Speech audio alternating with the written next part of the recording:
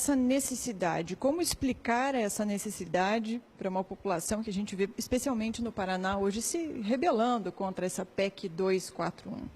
Eu acho que há duas coisas. Primeiro, entender por que nós chegamos no ponto de precisar dela, que, como eu falava, vinha de uma série de erros no fundo de política econômica que foram tomados ao longo de um período grande. Mas mais importante é que está tendo uma desinformação com relação a quais são as consequências de fazer e não fazer a PEC. As pessoas acham que fazer a PEC significa cortar gastos de educação e saúde. Em primeiro lugar, isso é uma mentira, porque o que a PEC determina é que os gastos do governo crescerão ano a ano, mas limitados os gastos totais pelo crescimento da inflação. Então, em primeiro lugar, é que os gastos não vão cair, eles vão crescer, mas eles vão crescer até a inflação. O segundo lugar, mais importante, é que como cada um dos gastos cresce, não tem limitação nenhuma. Você quer aumentar mais gastos com educação e saúde além da inflação? Pode, só que precisa cortar outros gastos. Aliás, como toda família faz em casa. E a parte mais importante, que é o que as pessoas não entendem, porque elas falam, poxa, Ricardo, mas precisa cortar por 20 anos? Cortar por 20 anos não significa que a PEC é dura, é o contrário. O que ela está fazendo é levando um ajuste que poderia ser feito já, ele está diluindo ao longo de 20 anos. Deixa eu ser um pouco mais específico. Se não houvesse... As pessoas falam, e por que não corta os juros? Em primeiro lugar, o que a PEC faz é criar condição para os juros caírem, porque o que a PEC faz, reduzindo os gastos do governo, é diminuir a necessidade de financiamento do governo. Uma das coisas que explica porque os juros no Brasil são tão grandes é que o governo tem que tomar muito dinheiro emprestado.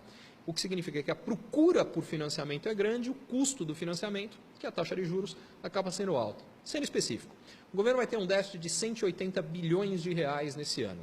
O que isso significa é que não só o governo não está pagando a sua dívida, que é o que se fala, ele está só rolando, quer dizer, a dívida vence, ele emite mais dívida para pagar a dívida que vencia, mas além disso ele se endivida 180 bilhões a mais para pagar as despesas que são maiores. Com a PEC, o que acontece é que esse déficit de 180 bilhões vai cair gradualmente ano a ano, desde que a economia cresça, porque com isso as receitas vão crescer um pouco mais do que as despesas, o que deve acontecer ao longo do tempo. Sem a PEC, quem hoje se dispõe a financiar esse déficit do governo, simplesmente vai falar, eu não vou ser pago no futuro, porque se cada vez mais os gastos vão crescer, é igual se eu emprestar para um amigo meu. Ele fala, olha, eu preciso de dinheiro para a saúde e educação dos meus filhos, legal.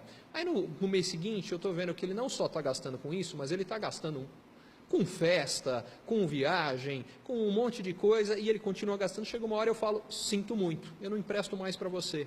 Com o país é igualzinho. Os investidores, sem a PEC, vão chegar num ponto que vão falar, eu não financio mais. E nesta hora, ao invés de ter que crescer mais lentamente gastos com tudo, o que vai acontecer é que de uma hora para outra os gastos têm que cair 180 bilhões de reais, porque se não tem financiamento, não tem como pagá-los, eles caem na hora.